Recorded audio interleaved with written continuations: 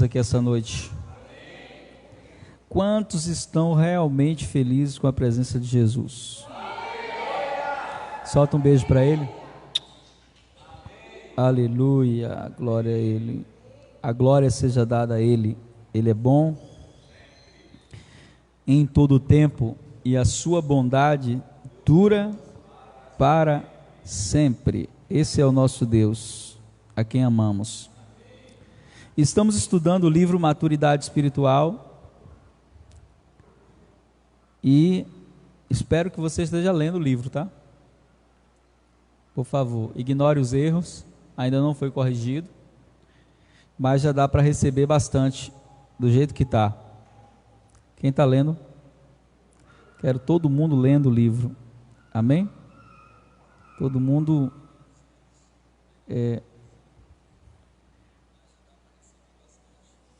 baixar aqui meu volume aqui. Quero todos lendo o livro para ficar por dentro do que a gente está falando, amém? Nesse tempo, nós estamos vivendo um tempo de ajustamento, amém?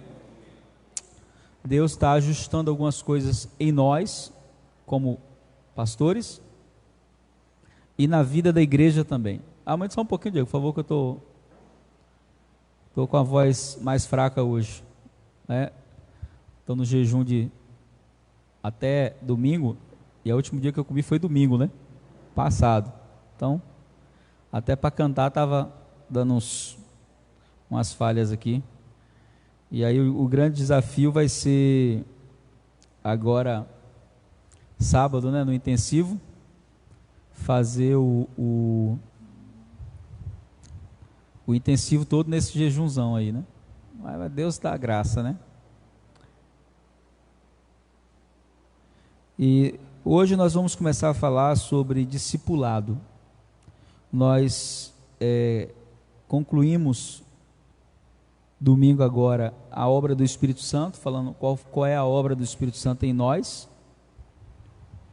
E vamos entrar no capítulo 2 do livro, e o capítulo 2 do livro é Crescendo por meio do discipulado. Esse assunto é um assunto de meu interesse, do seu interesse, se você é um discípulo de Jesus. Há uma frase que eu gosto muito, que é dita pelo meu pastor, Joselito Aragão, onde ele diz que não existe evangelho sem discipulado. Isso é verdade. O evangelho sem discipulado é outra coisa, não é evangelho. O verdadeiro evangelho, ele é sustentado pelo discipulado. E nesses últimos dias da igreja, nesses dias em que nós estamos vivendo, nós temos o grande desafio de voltar a fazer discípulos. Não a fazer convertidos, que muitas vezes são convencidos de que está tudo bem.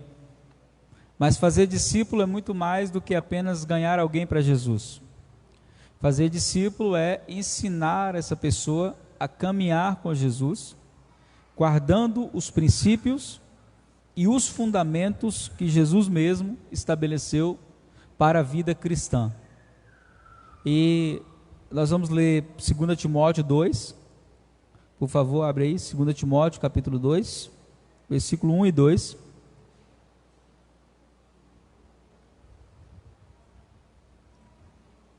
Segundo Timóteo 2,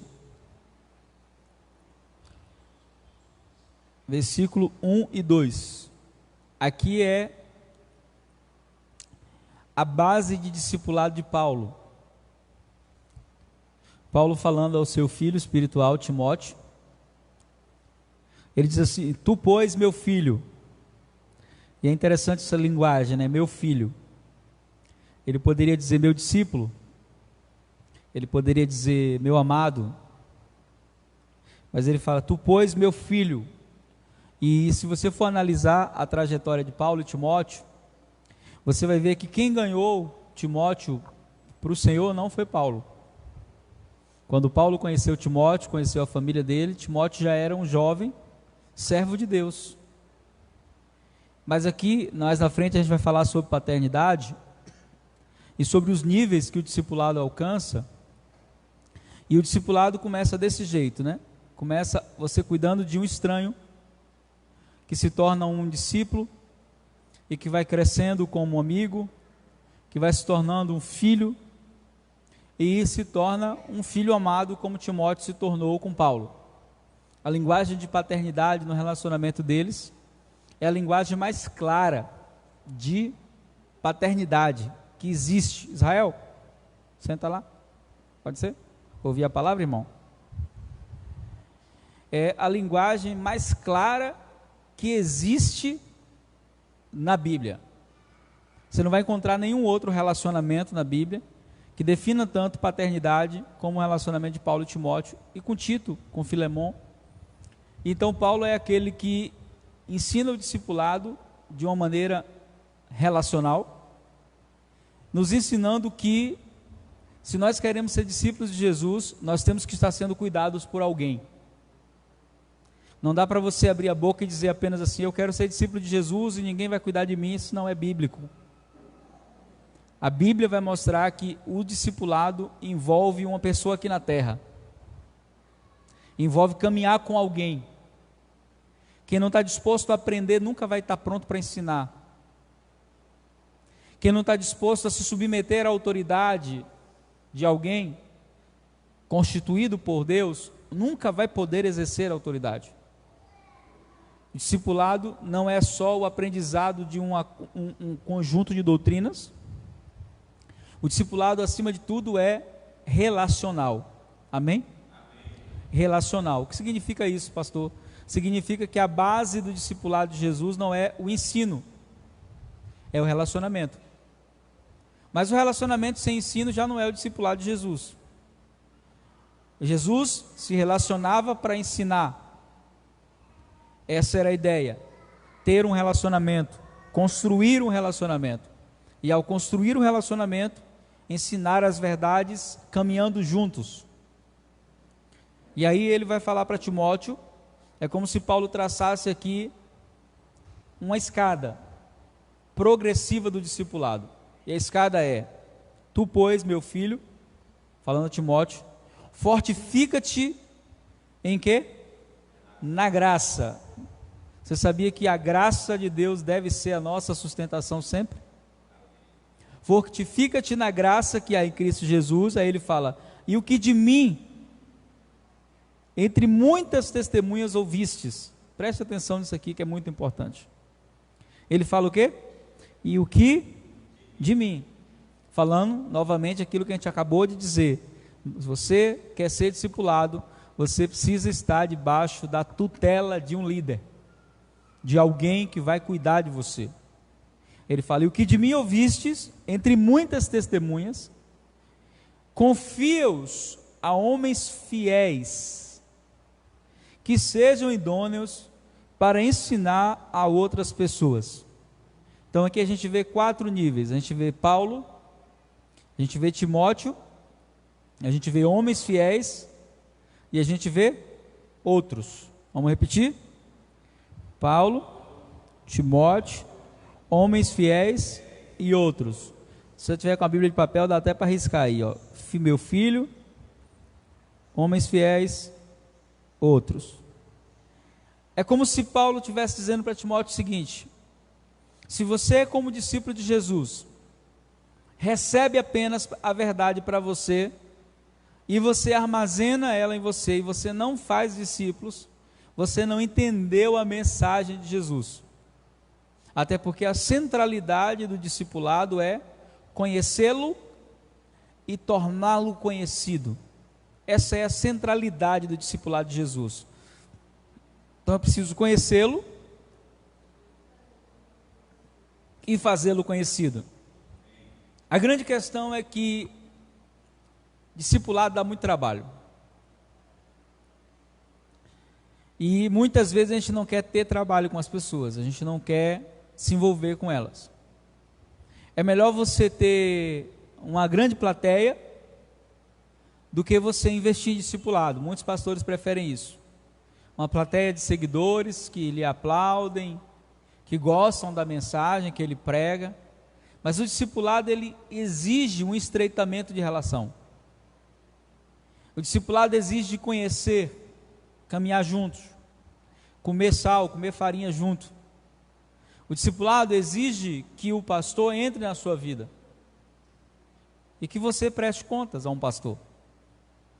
Eu me converti em uma igreja que não tinha discipulado, e lá as coisas acontecem muito rápido. Eu me tornei pastor muito rápido, aos 17 anos, depois de 1 ano e meio de crente, já era pastor, um tempo muito cedo, e isso não me fez bem, do ponto de vista de crescimento espiritual, porque eu falei aqui na primeira mensagem, que muitas vezes a gente confunde avanço ministerial com crescimento espiritual. Eu avancei ministerialmente, mas eu era um menino na frente do povo, e eu me lembro que quando eu comecei a ter os meus primeiros problemas, os problemas mais sérios no ministério, foi quando eu percebi que eu precisava ser discipulado. E nessa época eu conheci o meu primeiro discipulador, pastor Esmeraldo, pedra preciosa, né? E ele, uma das exigências que ele fez para cuidar de mim foi: eu não recebo você como pastor, aqui você vai ser um discípulo, você aceita? E foi a melhor escolha da minha vida. Aceitei. E fiquei mais de um ano, sendo cuidado, mais de um ano sendo ensinado, prestando contas, indo para a casa dele, indo para a igreja para aprender a verdade da palavra. Mas eu posso dizer para você que foram anos da minha vida que me abençoaram muito, que me ensinaram muito. Por quê? Porque existe uma única condição que faz você se tornar um discípulo. Qual é essa condição? Você tem que ser uma pessoa ensinável. Se não for ensinável, não dá para ser discípulo. Se for uma pessoa que acha que pode sozinho, se for uma pessoa que acha que já sabe sozinho, não dá para ser discípulo. Só dá para ser discípulo quando você está disposto a se submeter, abrir o coração para aprender. E a ordem suprema de Jesus, em Mateus 28:19, foi: ide pelo mundo e fazei discípulos. Fazer discípulos é muito mais do que ganhar vidas. Fazer discípulos é muito mais do que convencer alguém a aceitar Jesus. No livro O Discípulo, do Kate Phillips, que é um livro que eu amo muito, discipulado, já o li várias vezes, não sei quantas, muitas vezes, porque eu usei ele como um instrumento de discipulado durante muitos anos, para cuidar dos discípulos que o Senhor me deu. O Kate Phillips conta a sua experiência quando ele foi viver em um gueto nos Estados Unidos, onde a igreja não crescia. Ela enchia, esvaziava. Ela enchia e esvaziava. E o Kate Phillips diz o seguinte: ali eu descobri que a igreja tem uma porta dos fundos. E que a porta dos fundos, ela, às vezes, é maior que a porta da frente. As pessoas entram e saem pela porta dos fundos. E ele faz um gráfico matemático interessante, mostrando que se você ganhar uma pessoa por ano, e você cuidar de uma pessoa por ano, e no ano seguinte, você e mais essa pessoa cuidar de outra pessoa, já são 4, né? E no terceiro ano, cada quem cuidar mais de cada uma, já são 8. E ele vai fazendo esse gráfico, mostrando em 10 anos o que aconteceria, quantas pessoas estariam na igreja como discípulos e realmente saudável. E aí você teria mais de 1.000 pessoas em uma igreja em 10 anos. Mas não só pessoas, você teria mais de 1.000 discípulos. Se cada um cuidasse de um e discipulasse. Ele está começando com um. Imagine aqui, se cada um de nós ganharmos uma pessoa por ano. Não precisa ser muito não, ganhar uma só. E cuidar dessa pessoa. O que é cuidar, pastor? É ir na casa dela. É ensinar a palavra para ela. É ensinar ela a orar. É ensinar ela a importância do congregar. É ensinar ela a importância do ler a palavra, do estudar a palavra. Se cada um ganhar um só, não precisa ser muito não. Em 5 anos, a igreja tem mais de 10 mil pessoas. Porque na conta dele era um ganhando um. Imagine 40, 50 ganhando um e cuidando. Mas sabe qual é a grande questão? É que as pessoas não entenderam ainda a importância do discipulado. E por não entender a importância do discipulado, muitos acham que o discipulado é papel apenas do pastor ou dos pastores. E isso não é verdade. O discipulado é para todos os filhos de Deus que amam a Jesus e querem fazer com que Jesus seja amado por pessoas. O discipulado nada mais é do que transmitir as revelações e as verdades que você já recebeu de Deus para outra pessoa. E quando nós nos omitimos disso, quando nós dizemos assim, eu não quero fazer discípulos, eu quero viver a minha vida cristã, indo para a igreja, e aí usando a expressão, domingo um amigo veio aqui me visitar, e aí ele diz assim, falou para mim assim, vou assistir o culto aí amanhã. Eu disse, lá é proibido assistir o culto. A nossa igreja é proibida assistir culto. Lá você tem que ir para cultuar, irmão. Tem que ir para interagir, para participar. Tem que ir para se relacionar. Se for para assistir, nem vá, porque lá é proibido assistir culto. A gente assiste uma série, um filme, mas culto a gente presta, amém?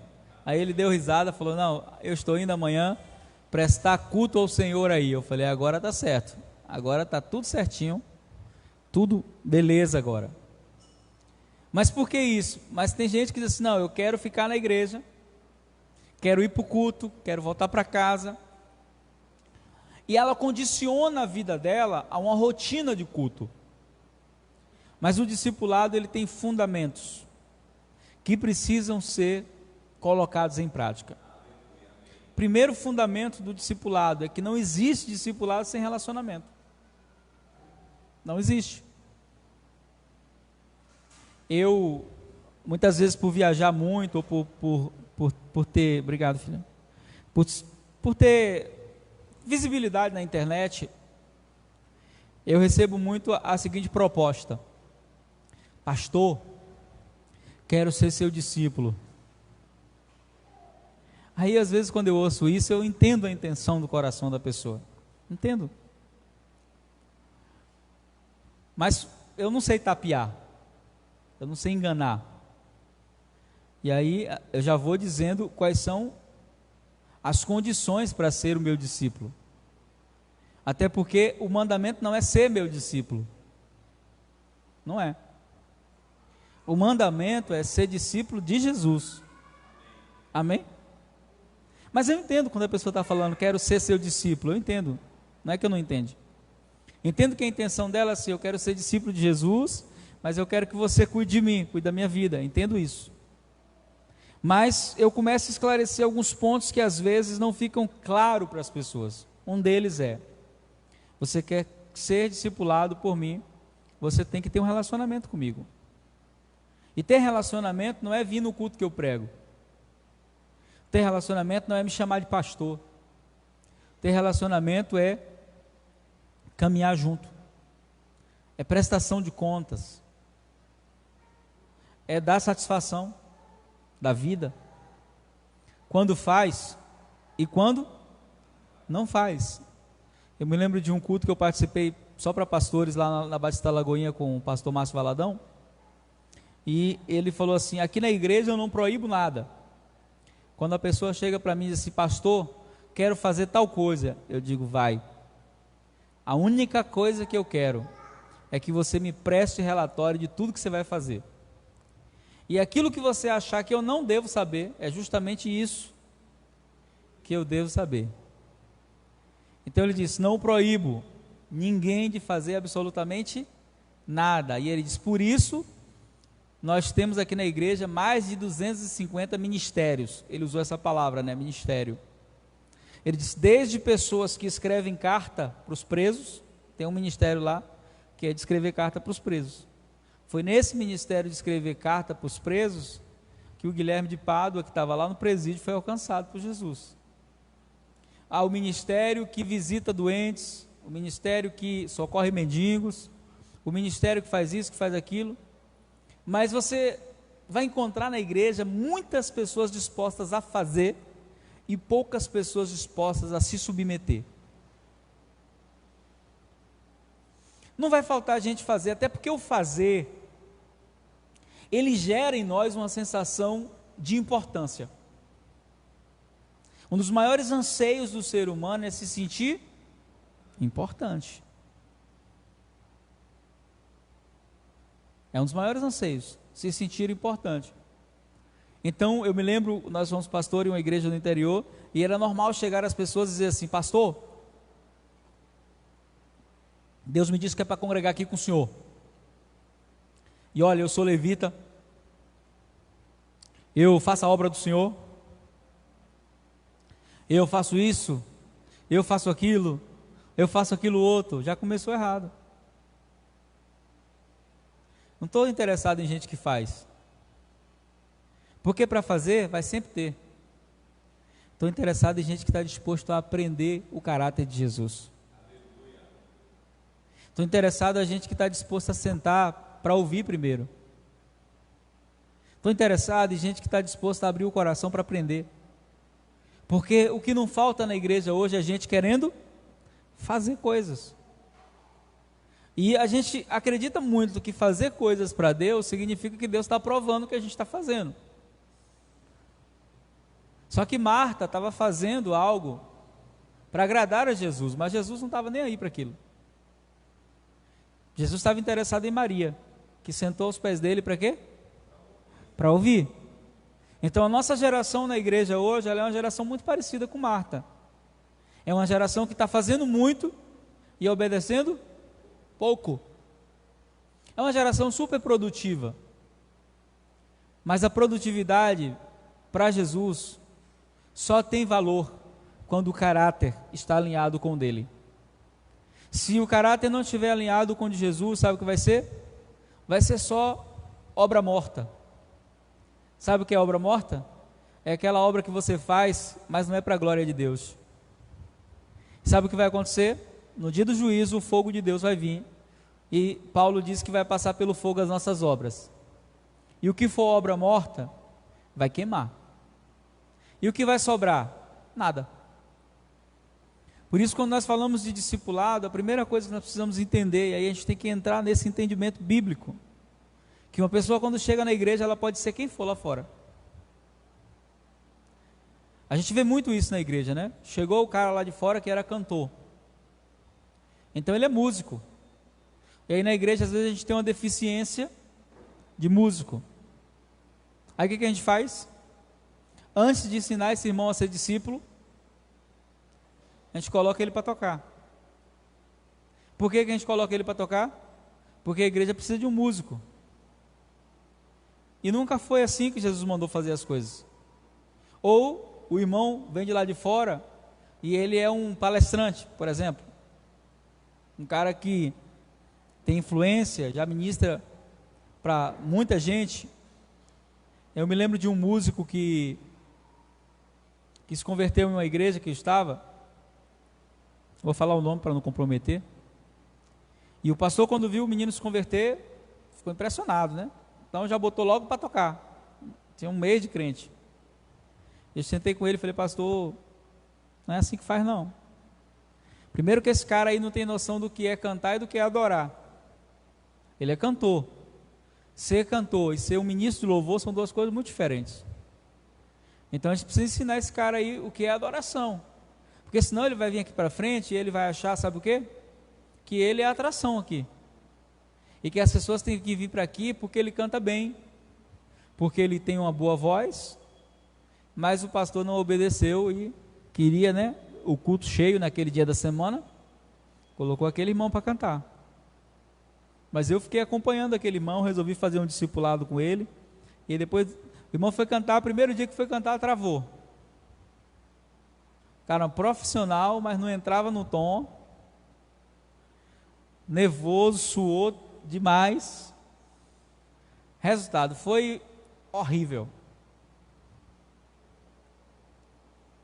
Quando terminou o culto, fui conversar com ele e falei, e aí? Ele, é diferente. Eu disse, como assim é diferente? Eles, tem alguma coisa aqui que não tem lá fora. Claro que tem. Aqui tem Senhor, lá fora não. Aqui tem dono, a obra de Deus tem dono, tem cabeça, tem Senhor. Você pode até não conhecê-lo, mas a presença dele vai trazer temor. E o que é temor? Um pavor que faz a nossa alma às vezes ficar assustada. Mas a gente vê muito isso, né? As pessoas chegam na igreja e elas não passam por um discipulado, elas vão direto para frente, ou quando elas não vão para frente, elas recebem algum cargo. Conheci alguns lugares que, dependendo do dízimo da pessoa, o acesso dela às funções dentro da igreja era muito mais rápido. Parece mentira o que eu estou falando, mas é verdade. Só que aqui, na igreja de Cristo, isso não acontece não, viu?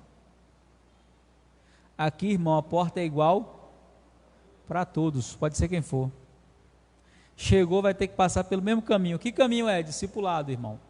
Você vai ter que sentar, vai ter que aprender a obedecer, vai ter que aprender a amar Jesus, vai ter que aprender os princípios do Evangelho, para à medida que você for demonstrando fruto de um discípulo, aí então você possa exercer alguma coisa ou fazer algo.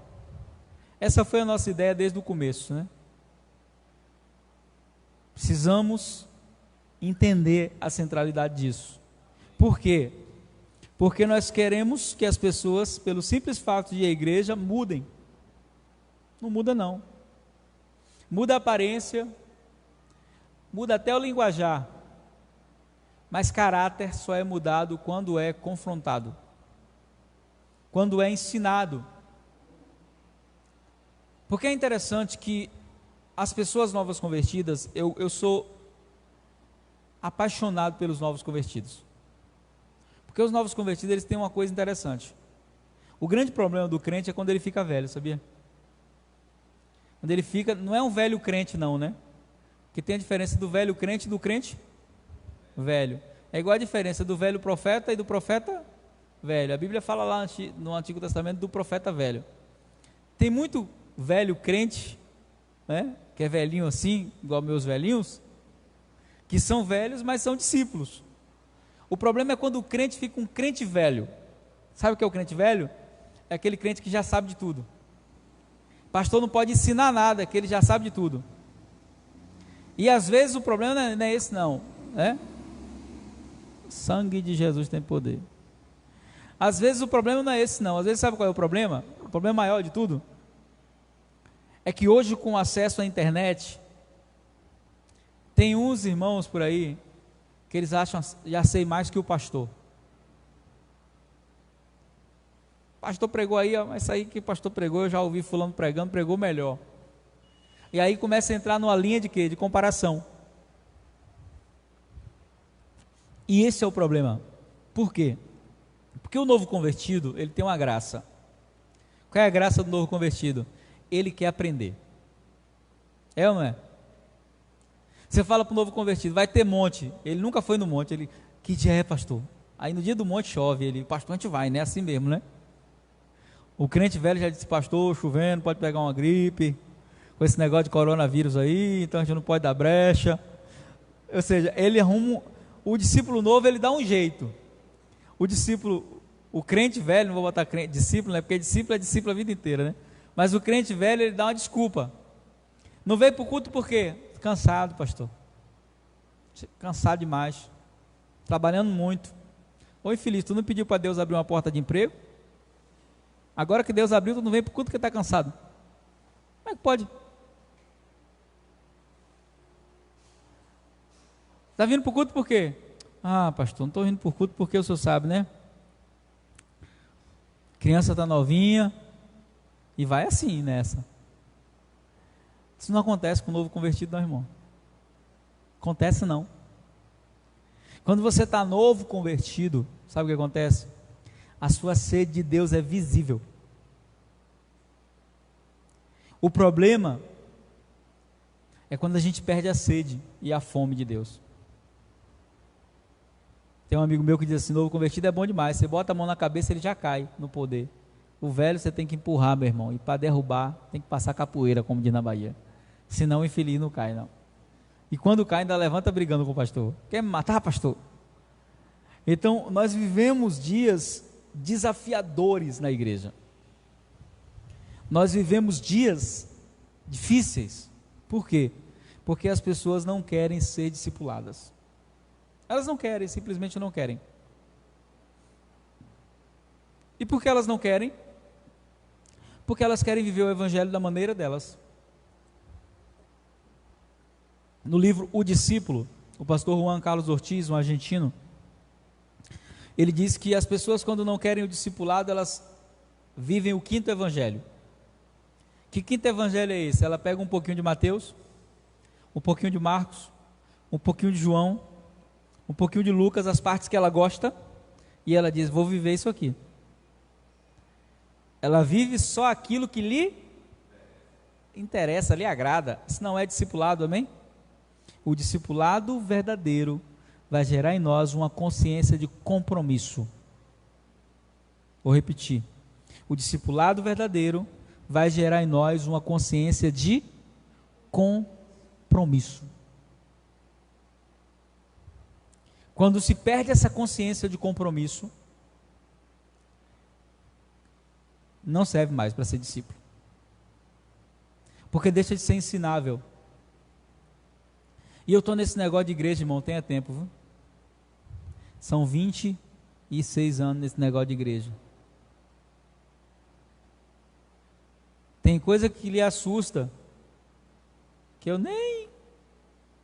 quando eu conto, né, de coisa que aconteceu na igreja, você fala: pastor, isso na igreja?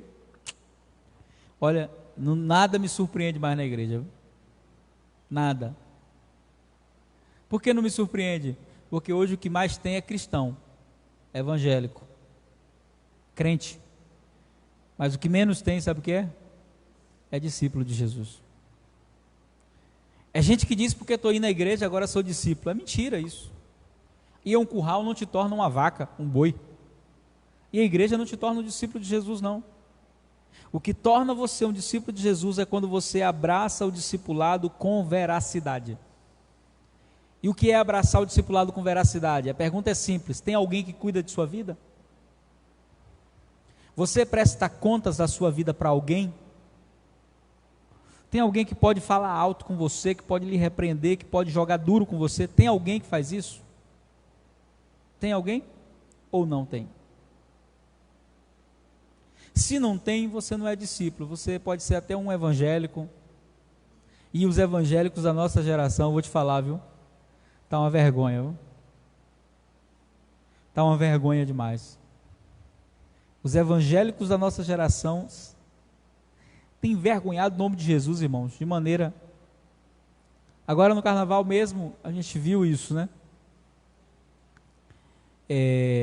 Tem aqueles que vão lá para o carnaval, como a gente foi, para fazer a obra de Deus, para ganhar vidas para Jesus. Mas tem uma galera que vai para curtir mesmo. Que vai para lá, sabe para quê? Para se divertir. E o pior, a falta de temor é tão grande que eles postam isso nas redes sociais como se fosse algo absolutamente normal. E não é normal. Porque aonde é que eu aprendo a ser discípulo? Ou quando é que eu aprendo a ser discípulo? Quando eu aprendo a andar nos passos e nos caminhos de Jesus. E Jesus foi bem claro em respeito à nossa relação com o mundo. Ele disse que o mundo não é para a gente. E o discipulado, ele precisa gerar transformação. Queremos que as pessoas, pelo simples fato de ir para a igreja, mudem sem ser instruídas ou direcionadas por pessoas que já estão no caminho há mais tempo. Vemos que muitas igrejas hoje funcionam assim, cada um por si e Deus por todos. Em outros lugares é venha como está e fique como tu queres. A igreja em nossos dias se tornou muito social, tenho dito isso sempre, e pouco relacional. As pessoas seguem as regras de educação com seus irmãos e menosprezam os relacionamentos. Não é assim? As regras de educação chegam, boa noite, irmão, tudo bem? Graças e paz, como é que está, irmão? Tudo paz? Tudo paz, irmão? E às vezes sentam um do lado do outro, ainda bem que aqui não acontece isso, amém? Mas tem lugar por aí que acontece. Senta o ano inteiro, porque crente é assim, né? Crente senta no mesmo lugar todos sempre, né? Como é que o pastor sabe que o crente não veio? Olha para a cadeira dele, está vazia. Disse, ih, Josué não veio hoje. Aí, Geisa não veio hoje. Aí, senta no mesmo lugar sempre, crente é assim. E às vezes o cidadão ele senta o ano inteiro do lado de uma pessoa em algumas igrejas. Ele fala paz do Senhor, graça e paz. Mas às vezes ele não sabe nem o nome do irmão, sabia disso? Nunca comeram junto, nunca foi na casa do irmão, não sabe se o irmão tem uma necessidade ou não, não sabe de nada disso. Eu vou te falar uma coisa, viu? Quanto maior a igreja, mais comum que eu estou falando. Eu, quando vou pregar fora,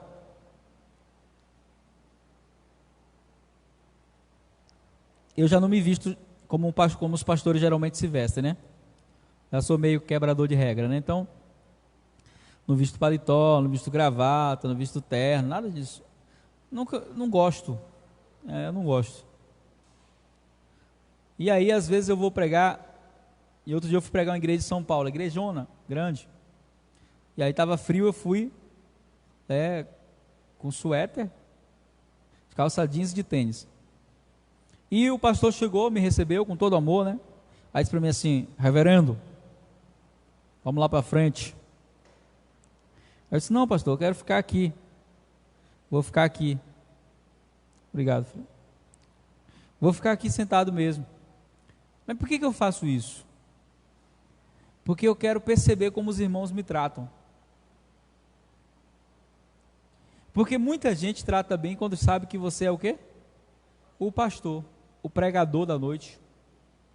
Aí eu fico ali, e ali sentado, né? Eu gosto de sentar geralmente, aqui na nossa igreja é diferente, aqui você entra assim. Mas na maioria das igrejas você entra, né, pelo fundo. Nessa era assim, você entrava, então você tinha que passar por todas as cadeiras. As portas, o altar ficava lá na frente, o inverso da nossa, né? Como se a gente tivesse virado para o lado de lá. E aí tinha que passar por mim, não tinha jeito, tinha que passar por mim. Tinha gente que passava, nem boa noite dava. Tinha gente que passava, falava, aí teve alguns mais educados, né? Que me viram uma pessoa diferente chegando. Aí chegaram lá e, tudo bom, irmão? Bem-vindo. O irmão é de onde? Aí eu sou da Bahia. O irmão está visitando aqui? Estou visitando, fica à vontade. E aí, quando terminou o louvor, o pastor falou assim, quero convidar o pregador dessa noite, ele está ali atrás, não quis sentar aqui em cima, para vir aqui. Aí eu me levantei, peguei, né, meu tablet, fui para lá. Aí os pastores me olharam, né, dos que estavam sentados lá em cima, só um tinha falado comigo, todos tinham passado por mim, mas só um tinha falado comigo, dos presbíteros, sei lá quem é que sentava em cima lá. E aí eu preguei a palavra, quando terminou mudou tudo, né? Aí é todo mundo vindo, homem de Deus, oração, pastor que bênção, vindo falar comigo. E é interessante, eu gosto de fazer esses testes sociais dentro da igreja, porque a gente vive hoje uma igreja muito, vou encontrar uma palavra para não ofender tanto, né? Mas é hipócrita mesmo. A palavra é essa, é hipócrita. Que trata as pessoas de acordo com a posição que elas têm dentro da igreja. Se você é o porteiro, você não é bem tratado, não.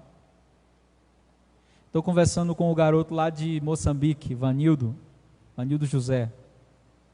E ele chegou até mim pelas redes sociais, através daquele vídeo que nós fizemos na conferência Paixão e Compaixão, onde o pastor Edclay entrou vestido de mendigo. Quem estava lá? Se não estava, eu convido você a assistir o vídeo lá no nosso canal. É o meu vídeo mais assistido do canal, né? Tem 3 milhões de visualizações. E o pastor Edclay chegou lá em casa naquele dia, e eu disse assim: Clay, estou com uma ideia. Eu queria que você fosse para a igreja de mendigo, e que você ficasse na porta da igreja, e você só entrasse quando fosse a hora da palavra. Mas você vai entrar na igreja e você vai sair de cadeira em cadeira, você não vai ficar quieto no canto. Então vamos aqui, aí passamos álcool nele, né, para ele ficar com cheiro de cachaça, álcool mesmo, passamos álcool.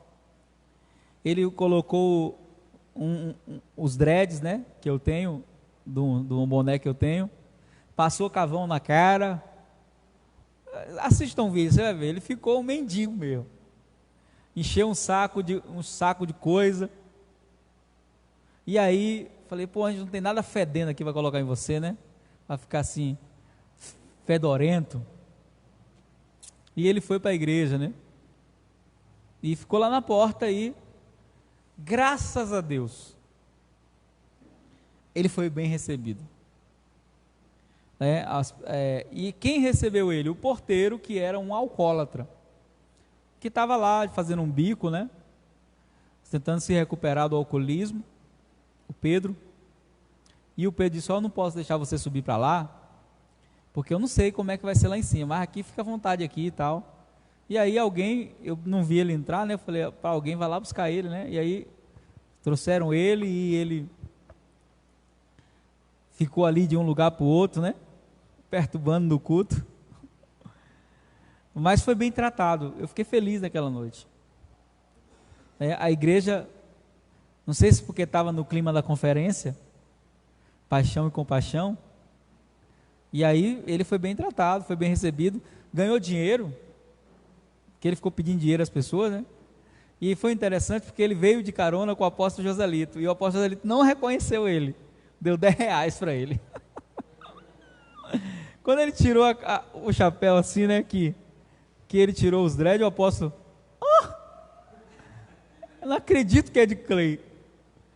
E o Ed Clay merece um Oscar, viu? Porque pensa no ator. E o garoto da África assistiu esse vídeo em Moçambique. Só em Moçambique ele teve mais de 300 mil visualizações.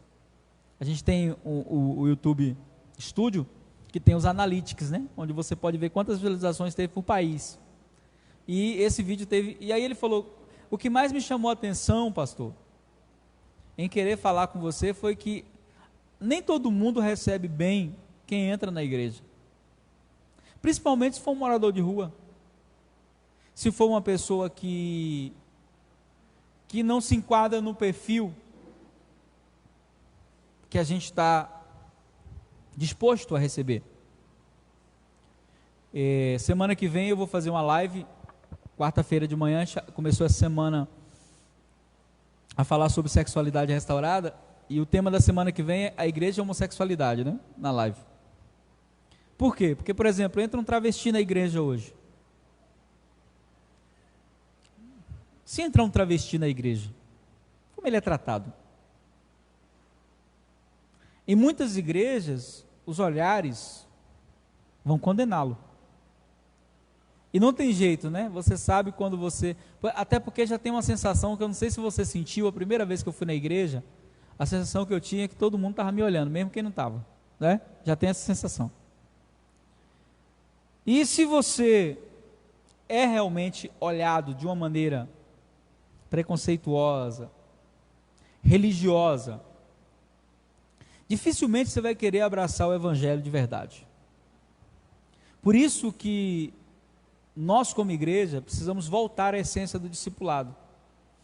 Porque quando você é discípulo de Jesus, você vive o que ele ensinou.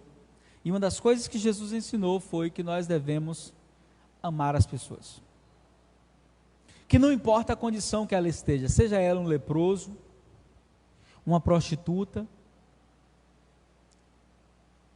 seja quem for. Mas para viver esse evangelho, a gente tem que aprender isso, irmãos. Só que o evangelho dos nossos dias não tem ensinado as pessoas a serem discípulos, tem ensinado as pessoas a serem prósperas, tem ensinado as pessoas a serem felizes.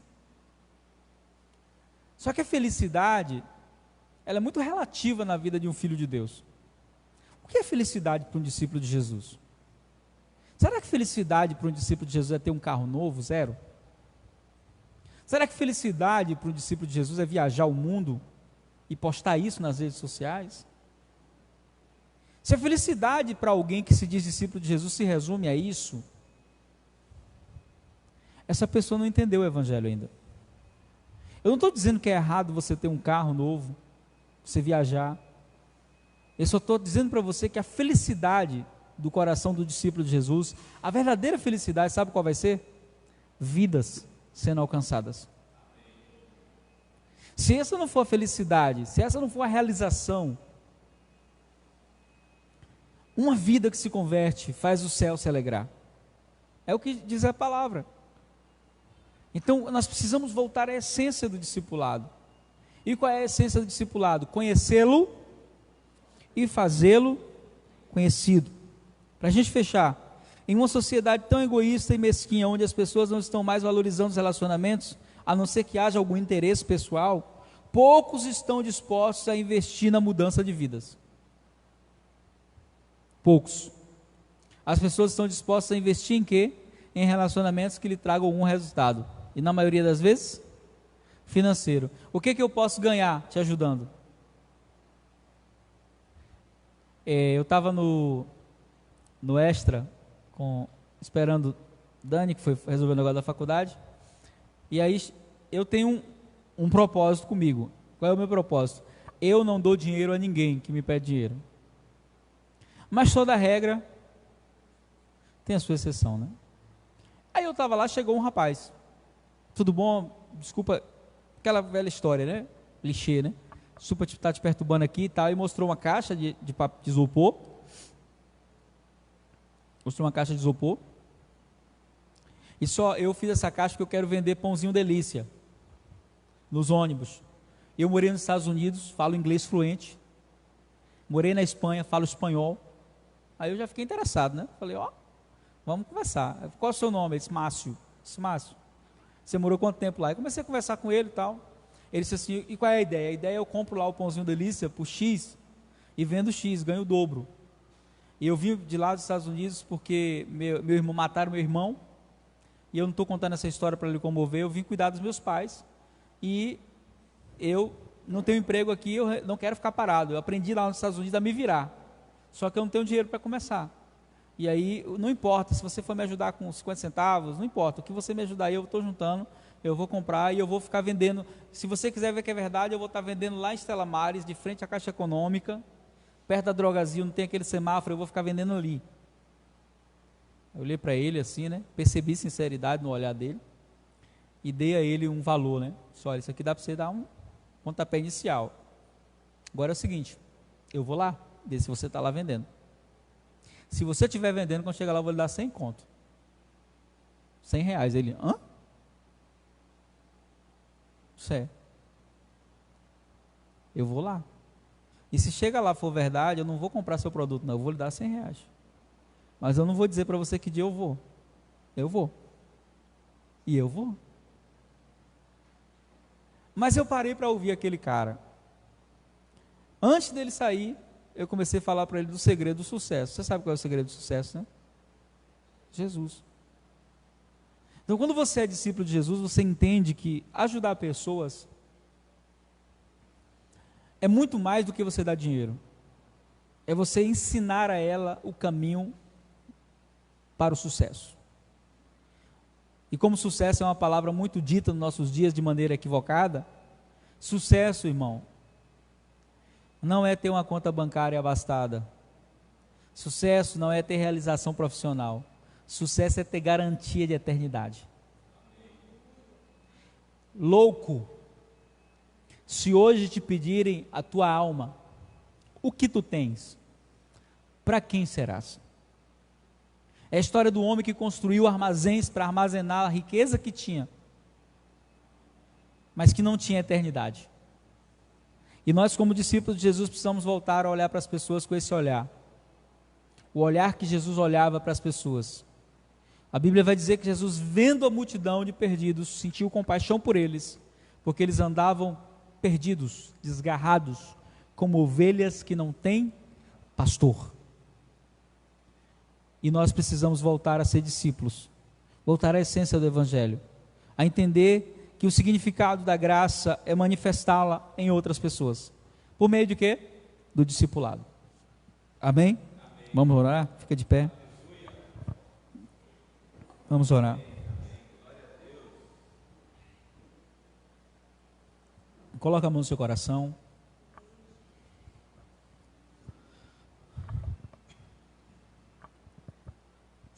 Quero que você pense um pouco antes de orar. Você tem sido um discípulo que tem honrado a Jesus? O que tem sido na sua vida hoje diferente de antigamente? Como é que está a sua sede pela palavra? Como é que está o seu compromisso com o corpo de Cristo? Com a sua liderança? Sua vida tem tido significância? Ou apenas tem sido um dia após o outro, como se a vida fosse apenas caminhar para um lugar sem sentido? O Espírito Santo, quando fala conosco, Ele quer nos trazer de volta de onde saímos. E se você saiu do lugar do discipulado, da centralidade daquilo que Cristo tem para você, essa é a hora de voltar, esse é o momento de voltar. Jesus, nós nos rendemos a Ti nessa noite. Rendemos o nosso coração a Ti, Senhor dos senhores, Rei dos reis. E dizemos para Ti, vem sobre nós com o Teu governo. Venha o Teu reino e seja feita a Tua vontade. Nessa noite te pedimos, Pai, governe sobre nós. Nós queremos nos submeter à Tua autoridade, Tu és o nosso Senhor. Nós não queremos viver um evangelho fantasioso, sustentado em especulações humanas, mas nós queremos a verdade daquilo que Tu escreveste, daquilo que Tu disseste. Nós queremos viver a Tua palavra e fazer-te conhecido, te conhecer a cada dia e te tornar conhecido. Levar o Senhor aos lugares aonde o Senhor ainda não foi anunciado. Olhar para as pessoas e ver um campo onde a semente precisa ser plantada. Nós nos rendemos a Ti nessa noite, Senhor, e dizemos para Ti, vem sobre nós, Pai. Governa a nossa vida, que nós possamos Te honrar como discípulos, que não tenhamos apenas um discurso cristão, mas que sejamos discípulos de Jesus, onde a verdade se manifesta por meio daquilo que fazemos, daquilo que falamos e daquilo que somos. Que sejamos a Bíblia que muitos estão lendo, a resposta à oração de muitos, e que nós possamos manifestar isso como discípulos de Jesus. É o que Te pedimos nessa noite, Pai, em nome de Jesus. Amém. Você pode dar um aplauso ao Senhor Jesus.